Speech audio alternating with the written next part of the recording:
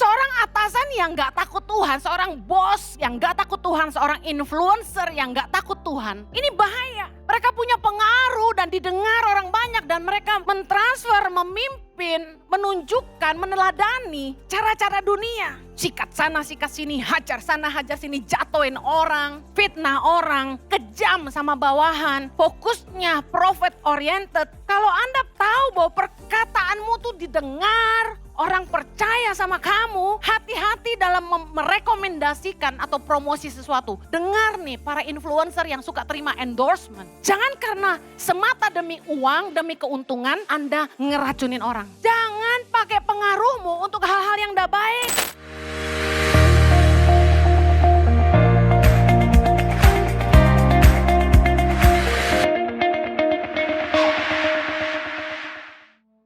Kami bersyukur buat kebaikan-Mu, buat kasih-Mu yang luar biasa dalam hidup kami. Kami sangat-sangat bersyukur Tuhan. Kami boleh ada di sini hari ini semua karena kemurahan Tuhan. Karena karya-Mu yang begitu hebat dalam hidup kami. Karena rencana-Mu yang amat sangat dahsyat dalam hidup kami. Kami bersyukur. Kami percaya apapun yang kami hadapi hari ini, Tuhan selalu baik dalam hidup kami. Dan gak akan ada yang bisa mengubah iman kami. Sekali Yesus tetap Yesus. Terima kasih Tuhan. Sore hari ini berkatilah kami dengan kebenaran firman-Mu yang menyegarkan, menguatkan dan membangkitkan bahkan memulihkan kami. Tolong hamba-Mu karena sungguh tanpa Engkau hamba tidak mampu. Biar kiranya Roh Kudus boleh memampukan hamba-Mu dan memimpin setiap kami dalam hikmat dan wahyu. Supaya apa yang kami terima sore hari ini sungguh-sungguh membuat hidup kami di-upgrade Tuhan. Terima kasih. Biarlah nama Tuhan selalu dipermuliakan dalam hidup kami. Yang siap diberkati Tuhan sama-sama kita katakan. Amen. Silakan duduk kembali. Hari ini saya akan menyampaikan firman Tuhan dengan tema karya yang berpengaruh. Karya yang berpengaruh. Tahukah bahwa di dalam karya kita punya pengaruh. Katakan amin. Seseorang itu bisa punya pengaruh kalau dia punya 4 hal. Yang pertama, kedudukan. Jelas lah ya, makin tinggi kedudukan seseorang semakin besar pengaruhnya. Karena semakin tinggi kedudukannya suaranya lebih didengar. Yang kedua, seseorang akan punya pengaruh kalau dia punya kekayaan. Orang kaya lebih didengar. Orang yang punya kekayaan itu punya power. Nah, yang ketiga, orang akan punya pengaruh kalau mereka punya nama besar, yaitu ketenaran. Makin tenar seseorang, makin besar pengaruhnya. Kita kalau KKR ngumpulin orang 1 juta di GBK, katakan pasti susah sekali, betul gak? Tapi saya lihat artis-artis itu kalau bikin konser, easy peasy bahasanya. Anak saya itu yang kedua, Zoe, Twin 2, dia sangat ngefans sama Taylor Swift. Ya, Taylor tuh cantik banget ya kan ya. Demen banget sama Taylor Swift. Dan dia pengen banget nonton konsernya, itu dapetinnya susah ternyata. Nah, dia bilang, Mami, boleh gak saya nonton konsernya? Saya bilang harganya mahal juga loh.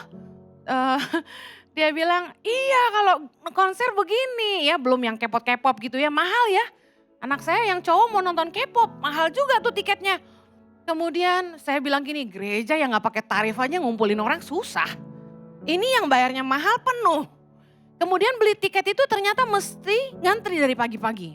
Ya, saya heran, giliran suruh ke gereja bangunnya susah ya. Giliran mau beli tiket Taylor Swift, dia bangun pagi-pagi tuh. Ya, dia ngantri gitu. Nah, saya lihat orang itu kalau tenar, astaga. Taylor ngomong apa aja anak saya hafal. Kacau gak tuh? Orang akan punya pengaruh. Yang keempat, kalau dia punya karya yang berdampak. Mungkin dia gak kaya, dia bukan pejabat. Dia gak tenar. Tapi kalau dia punya karya yang berdampak, dia punya pengaruh. Anda mungkin bukan pejabat, Anda mungkin bukan orang yang kaya raya, Anda mungkin nggak tenar. Tapi tahukah Anda dalam setiap karya Anda tuh punya pengaruh. Pastikan kita pakai pengaruh kita untuk kebajikan umat manusia dan untuk kemuliaan nama Tuhan. Yang setuju katakan amin. Jangan salah gunakan pengaruh yang Tuhan berikan dalam hidup kita. Film Spider-Man bukannya yang bilang gini, great power comes with great responsibility.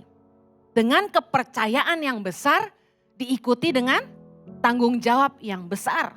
Tadi saya katakan semakin tinggi kedudukan seseorang, bahkan gini, semakin besar kekayaan seseorang, semakin tenar seseorang, semakin besar tanggung jawabnya buat hidup banyak orang. Lukas 12 ayat 48b. Kita lihat sama-sama. Setiap orang yang kepadanya banyak diberi, daripadanya akan banyak dituntut. Dan kepada siapa yang banyak dipercayakan, daripadanya akan lebih banyak lagi dituntut. Tahukah Anda bahwa dengan pengaruh yang kita miliki, kita tuh bisa menginspirasi, bahkan bisa membuat orang-orang yang mengikuti kita, orang-orang di bawah kita, keluarga kita, teman-teman kita, karyawan kita, untuk melakukan apa yang kita katakan. Makanya seorang pengajar dituntut lebih. Karena orang bisa ngikutin apa yang dia ajarkan. Contohnya sederhana. Tiap kali saya tanya sama saudara, nih Ici udah 10 bulan saya ajarin masih gak lancar. Tiap kali saya tanya, apa kabar? Jawabnya selalu luar biasa. Itu siapa yang ngajarin? Coba, betul gak? Kekuatan pemimpin dalam membrainwash orang itu luar biasa loh. Tiap kali orang Kristen di penghujung dunia manapun, ya, selama saya khotbah keliling ya, dari Sabang sampai Merauke, dari Asia sampai Amerika, sampai Eropa, kalau ditanya apa kabar jawabnya luar biasa. Siapa yang pertama kali ngajarin luar biasa itu saya nggak tahu. Tapi hebat loh pengaruhnya, sekedar kata luar biasa. Sederhana ya. Nah, makanya seorang worship leader tuh diikuti loh. Coba, nggak ada apa-apa, beri kemuliaan buat Tuhan. Semua langsung? Siapa yang ngajarin coba? Hebat loh pengaruh kita itu. Hati-hati dengan pengaruh Anda. Karena apa yang Anda katakan, apa yang Anda ajarkan diikuti oleh banyak orang. Berarti, jangan senang dulu nih. Para influencers dan para atasan, para suami-suami yang diikuti istri dan anak-anaknya, dengar dulu. Jangan senang dulu Anda punya pengaruh. Firman Tuhan tadi katakan yang banyak dipercaya akan banyak dituntut. Tahukah Anda sebagai seseorang yang punya pengaruh, kita bertanggung jawab atas jiwa orang-orang yang mengikuti kita. Ibrani 13 ayat yang ke-17. Ayat ini sering dipakai oleh bos-bos untuk ngomong ke karyawannya. Nah, saya mau ngomong ini buat para pemimpin. Ibrani 13 ayat 17 sama-sama. Taatilah pemimpin-pemimpinmu dan tunduklah kepada mereka. Sebab mereka berjaga-jaga atas jiwamu sebagai orang-orang yang harus bertanggung jawab atasnya. Sampai situ aja. Bawahan disuruh tunduk kepada pemimpin. Tapi lihat apa tugas pemimpin. Berjaga-jaga atas jiwa karyawannya atau followernya sebagai orang-orang yang harus bertanggung jawab atasnya. Dengar baik, sebagai atasan, sebagai seorang bos, sebagai seorang suami, apapun jabatan Anda dalam hidup ini. Selama Anda punya pengikut, dikit maupun banyak, hati-hati. Karena pengaruh dan suara Anda itu didengar oleh orang-orang yang Anda pimpin. Kepemimpinan bicara tentang keteladanan. Ibarat kapal, pemimpin orang yang memberi pengaruh itu adalah nahkoda. Kapal itu mau ke kanan atau ke kiri tergantung nahkodanya. Sebagai seorang pemimpin, Andalah yang memuridkan orang-orang yang Anda pimpin. Bahasanya gitu ya, kalau bahasa Kristen, pemuritan. Saya kasih contoh. Kalau Anda memimpin dengan cara-cara dunia, sadar tidak sadar Anda sedang mengajari kepada orang-orang yang Anda pimpin, orang-orang yang melihat hidup Anda, nilai-nilai prinsip dunia. Contoh apa? Sikat sana, sikat sini. Hajar kanan, hajar kiri. Suap kanan, korupsi kiri. Betul nggak? Sebaliknya, kalau Anda memimpin dengan nilai-nilai kasih dan kebenaran, Anda sadar tidak sadar, Anda sedang mengajarkan prinsip nilai-nilai hidup dalam kasih dan dalam iman. Nah, seorang atasan yang gak takut Tuhan, seorang bos yang gak takut Tuhan, seorang influencer yang gak takut Tuhan, ini bahaya. Mereka punya pengaruh dan didengar orang banyak dan mereka mentransfer, memimpin, menunjukkan, meneladani cara-cara dunia. Tadi saya sudah bilang, sikat sana, sikat sini, hajar sana, hajar sini, jatuhin orang, fitnah orang, kejam sama bawahan, fokusnya profit oriented. Saya kasih contoh anak-anak aja deh. Anak-anak zaman sekarang, kalau ditanya kamu mau jadi apa? Rata-rata jawabnya jadi YouTuber. Ngeri gak? Tahu gak kenapa mereka mau jadi YouTuber? Bukan kerennya, kayaknya. Mereka kasih tahu, YouTuber ini punya rumah berapa juta dolar. Ya kan? Bisa beli mobil mewah. Sekarang anak muda suruh kerja yang low level gak mau. Daripada kerja gaji 4,5 juta, 4,9 UMR, mending jadi YouTuber katanya. Makanya saya kalau kemana-mana, paling gampang deketin anak muda itu gini. Hi, I'm Henny Christianus, I'm a YouTuber. Wah, mereka senang banget, langsung didengerin. Mereka langsung buka YouTube. Henny Christianus, oh iya loh 1,2 juta, langsung dia serius dengerin saya. Kalau nggak pakai kata YouTuber, anak muda nggak mau dengerin. Saya ke Singapura, lagi diajak makan sama teman di Marina Bay Sands. Seumur-umur gue sekali makan di situ. Tahu nggak? Ada anak muda, anak umur 15 kali ya, anak cowok. Dia nyeret mamahnya deketin saya. Can I take a photo with you? Can I take a photo? Terus saya bingung. Oke, anak muda soalnya kan. Terus dia suruh mamanya, mama foto. Kenapa mamanya suruh foto sama gue? Terus mamanya kasih tahu, anak saya bilang, you're a YouTuber, we must take a photo with you, katanya gitu. Betapa besar pengaruh sosial media hari-hari ini. Hati-hati kalau Anda seorang influencer, omongan Anda tuh didengar loh. Kelakuan Anda ditiru loh. Bayangin gara-gara YouTuber, banyak anak muda pengen jadi YouTuber. Amsal 16 ayat 29. Orang yang menggunakan kekerasan menyesatkan sesamanya. Dan membawa dia di jalan yang tidak baik. Saya heran. Anak muda zaman sekarang baru-baru ini masuk TV. Anak UI bunuh adik kelasnya. Kok bisa gitu? What? Gara-gara pinjol? Kemudian macam-macam. Ada anak yang dibully sama teman-temannya.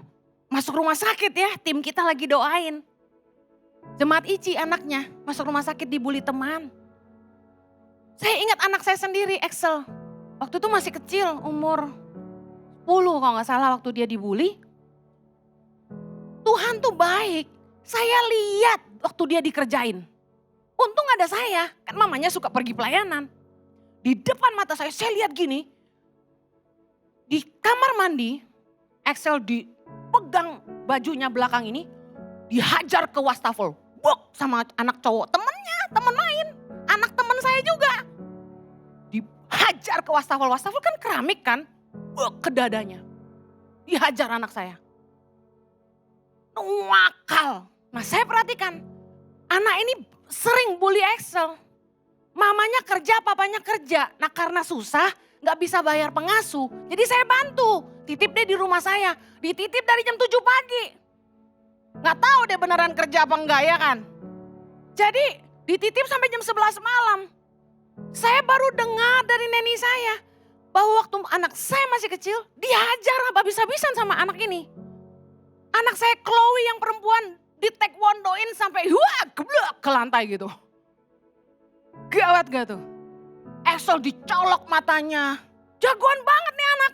Lebih kecil dari Excel, kurus. Tapi jago banget berantemnya. Anak saya didikan pendeta. Chloe, Zoe, Excel. Kalau ada teman yang nakal, kamu gak boleh lawan. Kamu harus belajar melindungi diri. Anak pendeta kan. Gue ajarin. Ayo masih kecil-kecil nih mereka.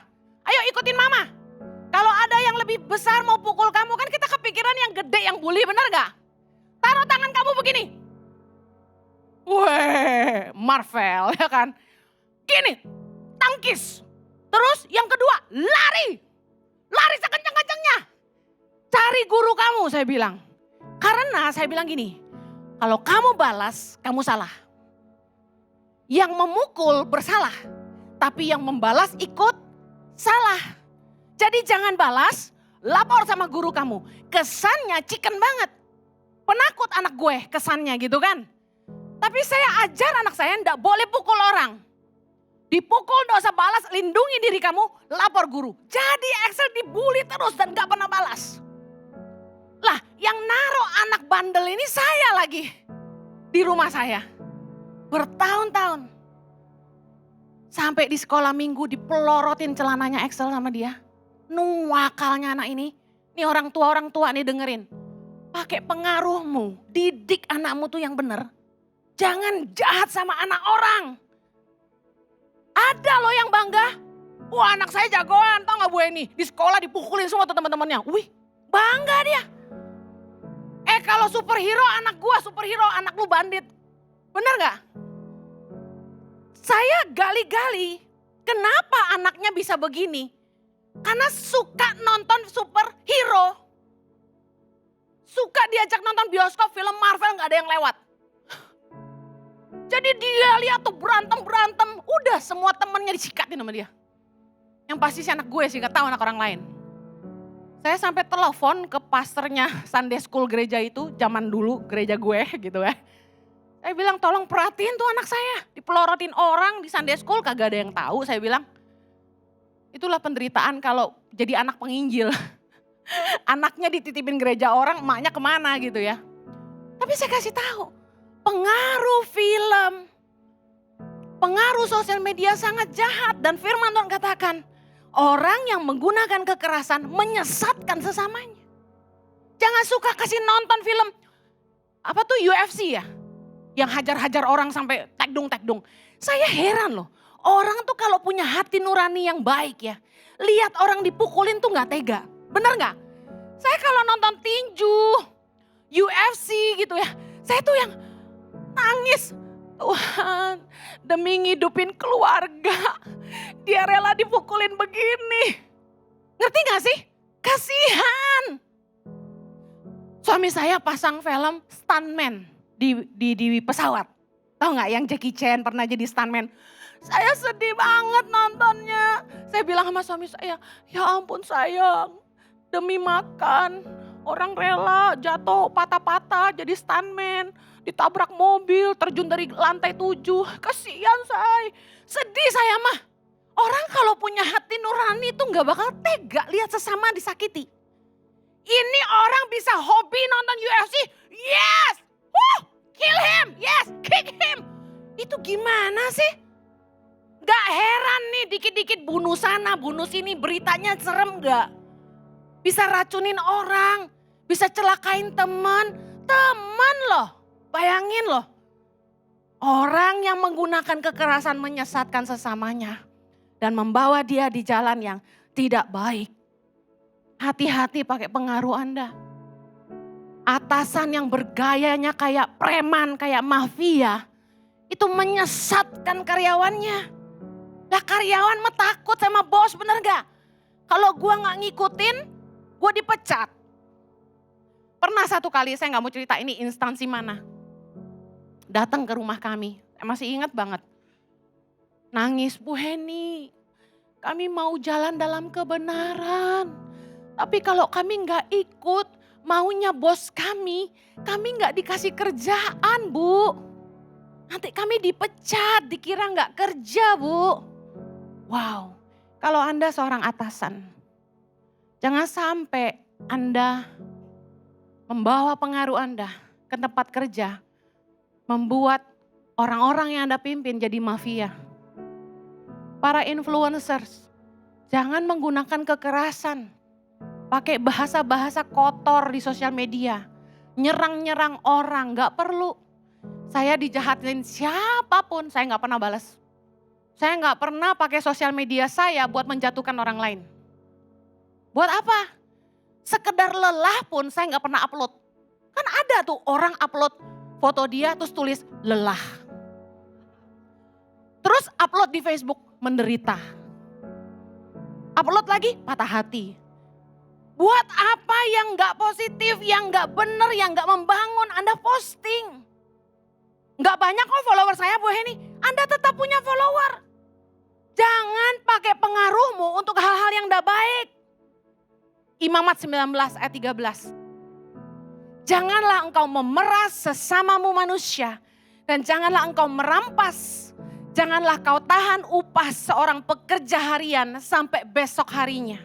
Ini bicara dalam dunia kerja. Bawahan tuh lihat cara atasan tuh mimpin, betul gak? Contoh, ada orang utang nih sama kita. Belum bisa bayar. Mafia bosnya. Gak takut Tuhan. Sikat. Ambil, dia punya apa? Sikat. Ajar gitu kan.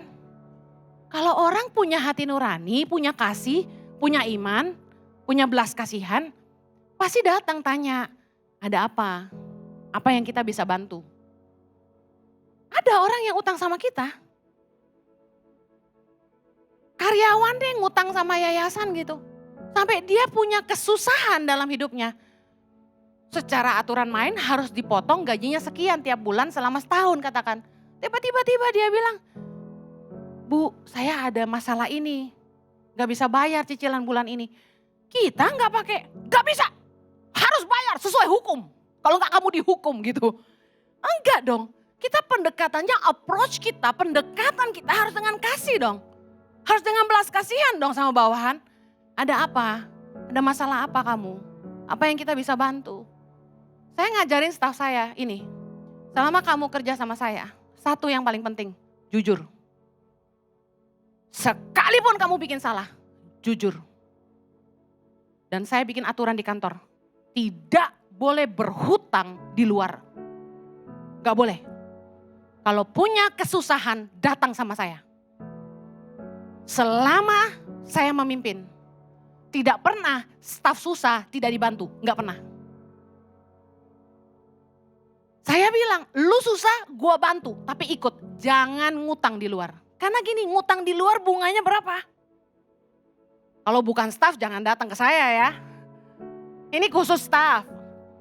Karena saya bilang gini, jangan sampai kamu tercekik bunga di luar. Ada butuh apa-apa ngomong, kita orang tua toh. Punya belas kasihan sama karyawan. Jangan malah diperas. Kamu ya, kemarin kerja cuma 5 jam ya saya lihat kamu ya. Potong gaji ya gitu ya. Kalau saya sampai ngomong potong gaji sama pegawai itu berarti saya lagi bercanda. Janganlah kita meras orang. Janganlah kau tahan upah seorang pekerja harian sampai besok harinya. Saya ingat satu hari suami saya marah besar sama bagian keuangan. Cuma gara-gara persembahan kasih pelayan Tuhan tidak ditransfer hari yang sama. Oh marah banget dia. Terus karyawan terluka. Kok bapak gitu banget? Cuma karena PK transfer besok aja gak boleh. Saya bilang baca ayatnya. Janganlah kau tahan upah seorang pekerja harian. Mereka kan harian. Sampai esok harinya. Harus dibayar bos. Ini saya gak nyindir orang-orang yang pernah ngundang saya terus PK ditransfer minggu depan gitu enggak ya. Pernah soalnya. Haleluya, enggak bro. Kita tuh sebagai atasan kita punya pengaruh. Jangan sampai kita ngajarin staf kita rakus, serakah, money oriented, apa-apa yang penting duit. Saya kasih tahu ya, orang tuh lebih penting daripada uang. Jangan kayak udah berasa kita gaji, kita pers gitu. Enggak gitu dong. Saya kalau ketemu staf kan jarang ketemu saya one on one. Karena saya enggak gitu ngurusin day to day operational. Ketemu saya paling di gathering. Nah kalau sampai berpas-pasan sama saya pasti biasanya nanya, kamu gimana kabarnya? Jarang ngomong kerjaan sama saya mah. Lain kalau sama bos yang sesungguhnya, ya kan? Kalau sama bos ngomong kerjaan, ya raja. Ngangguk dia langsung. Kalau sama Cici ngomong yang asik-asik aja. Iya. Nah, saya coba ngajarin staff saya pengen dia tahu bahwa kamu tuh lebih penting daripada uang. Kamu tuh lebih penting daripada apapun yang kamu bisa lakukan buat saya. Karena manusia tuh lebih berharga dari apapun. Tuhan itu gak datang ke dunia dan mati buat malaikat.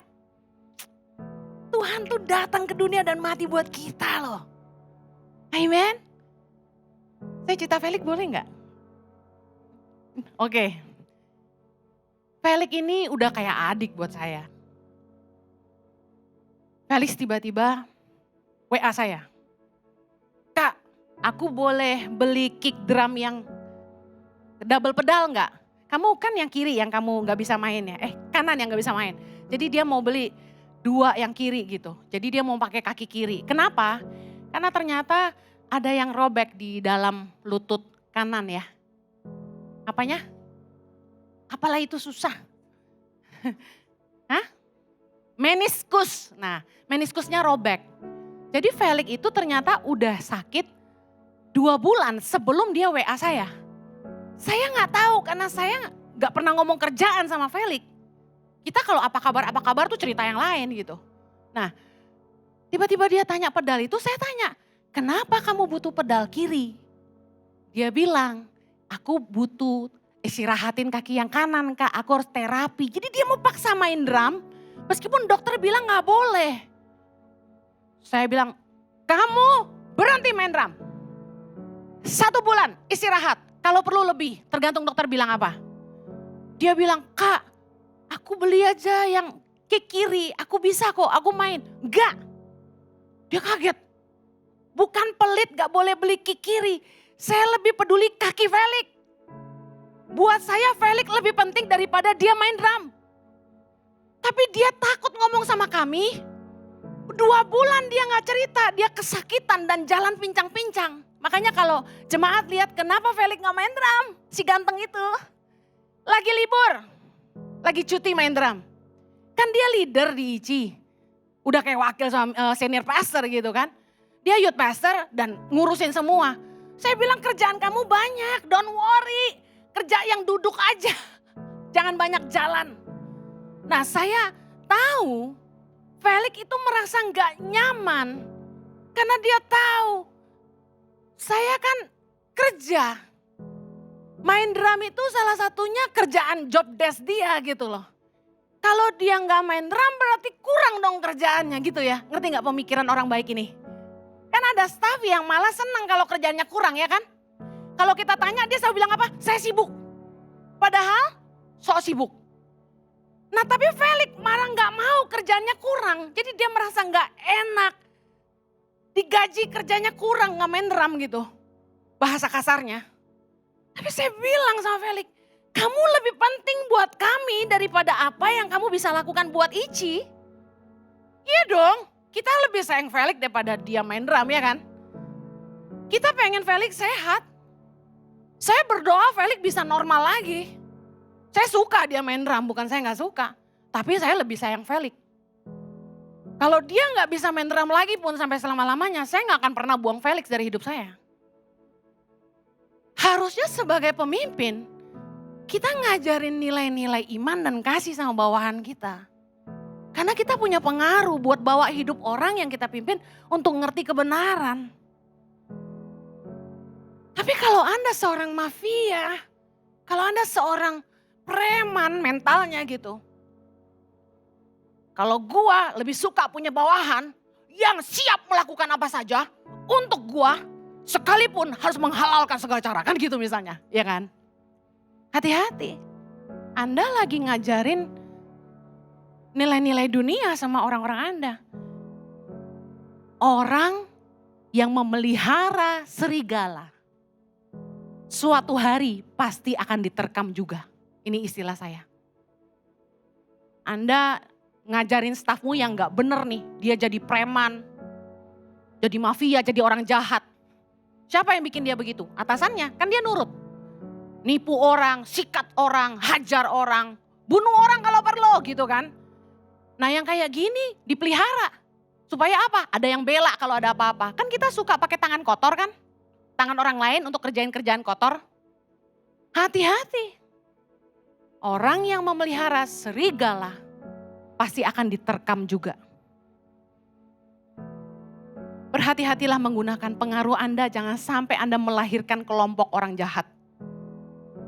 Dan dengar baik, Yesus berkata dalam Matius 24 ayat yang keempat, waspadalah supaya jangan ada orang yang menyesatkan kamu. Matius 18, Yesus berkata dalam ayat yang ketujuh, celakalah dunia dengan segala penyesatannya. Memang penyesatan harus ada, tetapi celakalah orang yang mengadakannya. Jangan sampai kita nyesatin bawahan kita, jangan sampai kita nyesatin follower kita, jangan sampai kita nyesatin orang-orang yang dengar kita. Jangan sampai kita ngajak follower kita melakukan hal-hal yang gak baik. Karena kita akan merusak hidup mereka. Mari jadi influencer, atasan, orang-orang yang takut Tuhan. Sehingga kita memimpin orang-orang yang ikut kita, yang dengar kita ke jalan kebenaran. Saya mau akhiri dengan 2 contoh. Tahukah, sadarkah Anda bahwa di dalam karya Anda, di dunia kerja Anda masing-masing maupun Anda di rumah, maupun di sosial media, Anda punya pengaruh untuk menanamkan nilai-nilai kebenaran. Amsal 16 ayat 8. Lebih baik penghasilan sedikit disertai kebenaran daripada penghasilan banyak tanpa keadilan. Kita harus ngajarin orang-orang di bawah kita. Jangan cuma mikirin cuan. Harus jalan dalam kebenaran. Amen. Janganlah menghalalkan segala cara. Saya punya staff yang kayaknya dulu dia biasa kerja ikut bos yang apa-apa tuh suap gitu loh. Atau dia kerja ikut saya, dia modalnya gitu tuh. Bu, aman, saya bayar. Bayar apa loh? Saya bilang, jangan, saya bilang. Dengar ya, saya bilang. Selama kamu kerja di Yayasan Tangan Pengharapan, jalan dalam kebenaran. Bayar yang harus dibayar. Jangan tilep-tilep. Saya mau jalan kita lurus. Apa yang gak benar harus dibenerin, saya bilang. Saya gak mau besok-besok ketemu bangke di dalam kita, gak boleh. Saya sering tegur suami saya ketika misalnya belanja gitu, minta diskon sama temen.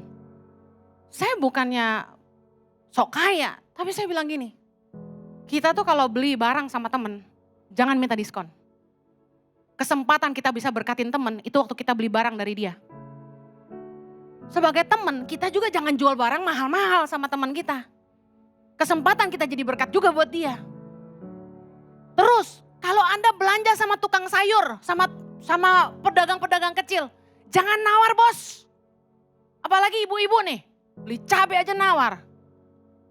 Anda makan di restoran mewah, Anda kasih tips berapa? Goban, cepeceng, bener gak? Kalau saya yang makan di situ, goban, 3 waitress yang ngelayanin. Kalau perlu cepeceng. Kenapa? Bukan sok kaya. Itu kesempatan kita memberkati orang susah. Anda belanja sama tukang sayur, udah 5.000 nawar lagi. Udah jangan nawar.